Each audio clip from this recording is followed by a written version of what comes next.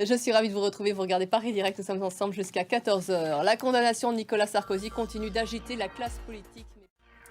Henri Guénaud, l'ancien conseiller spécial de Nicolas Sarkozy, a demandé une grâce présidentielle. Après la condamnation donc de Nicolas Sarkozy, le président va être emprisonné, l'ancien président va être emprisonné.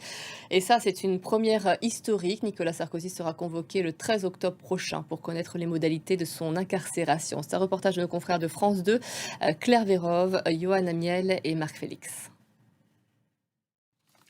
À sa sortie du tribunal, Nicolas Sarkozy avait dénoncé une injustice. L'ancien chef de l'État en a appelé aux Français. Je vous propose d'écouter quelques réactions recueillies par Marine Muse pour France 2.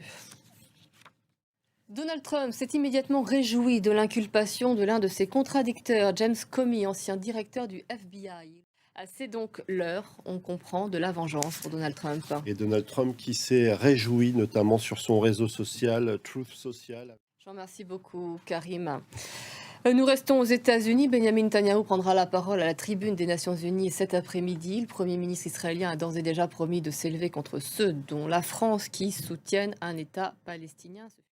Benjamin Netanyahou qui va donc s'exprimer donc tout à l'heure et qui ne pourra pas, semble-t-il, compter sur le soutien de Donald Trump concernant la Cisjordanie où son gouvernement poursuit la colonisation. Le président américain a pour la première fois pris publiquement position sur ce sujet. Je vous propose de l'écouter.